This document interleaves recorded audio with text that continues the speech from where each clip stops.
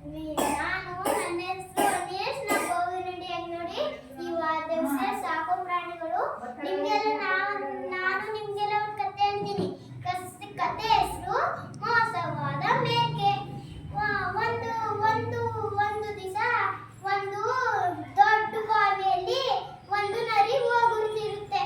ಆಗ ಅದು ನನ್ನ ಬಗ್ಗೆ ನೋಡಿದಾಗ, ವಾವ್, ನಾ ಎಷ್ಟು ಚೆನ್ನಾಗಿದ್ದೀನಿ, ನಿಂಗೆ ಗೊತ್ತೇ ಇಲ್ವಲ್ಲ ಅಂತ. ಆಗ ನೋಡ್ತಾ ನೋಡ್ತಾ ಕಾಲ್ ಜಾರಿ ಬಿತ್ಕೊಳ್ಳುತ್ತೆ.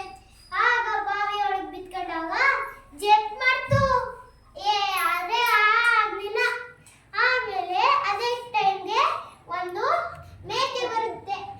ಆಗ ಆ ಮೇಕೆ ಬಗ್ಗಿ ನೋಡಿದಾಗ, ನರೇನ ನೀ ಏನ್ ಮಾಡ್ತಿದ್ಯಾ ಈ ಬಾವಿ ಒಳಗೆ ಇದ್ದಾಗ? ಆಗ ಒಂದು ಐಡಿಯಾ ಮಾಡುತ್ತೆ ನರಿ. ಆಗ ಆ ನರಿ ಇನ್ನೇನೋ ಇನ್ನು 2-3 ದಿವಸ ಬರಗಾಲ ಮತ್ತೆ ನೀನು ಅದಕ್ಕೆ ನಾನು ತುಂಬಾ ನೀರು ಕುಡ್ಕೊತಾ ಇದೀನಿ. ಈ ನೀರು ಈ ಬಾವಿಯಿಂದ ಎಷ್ಟೊಂದು ಸಿಹಿ ಆಗಿದೆ ಅಂದಾಗ ಹಿಂದೆ ನೋಡ್ಲಿಲ್ಲ ಮೇಕೆ. ನೆಗೆದ್ಬಿಡ್ತು ಬಾವಿ ಒಳಗಡೆ. ಬಾವಿ ಒಳಗೆ ನೆಗ್ದಾಗ ಅದು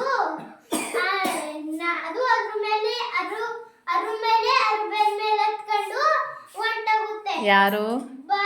ನರಿ. ಆಗ ಅದು ಏನ್ ಮಾಡುತ್ತೆ, ಮೇಕೆರಯ್ಯ, ನಿನಗೆ ಎಷ್ಟು ಬೇಕೋ ಧನ್ಯವಾದ, ನೀ ಎಷ್ಟು ಬೇಕೋ ಅಷ್ಟು ನೀರು ಕುಡ್ಕೊ, ನಾನು ಓಡಾಡ್ತೀನಿ ಅಂದಾಗ ಅದು ಆಗ ಓಡಾಡ್ತಾಗುತ್ತೆ. ಅದಕ್ಕೆ ಕತೆಗೆ ಏನ್ ಮಾಡ್ಬೇಕು? ಯಾರಾದ್ರೂ ಏನಾದ್ರೂ ಹೇಳ್ದಾಗ ಹಿಂದೆ ಮುಂದೆ ನೋಡ್ಬೇಕು, ಯೋಚನೆ ಮಾಡ್ಬೇಕು.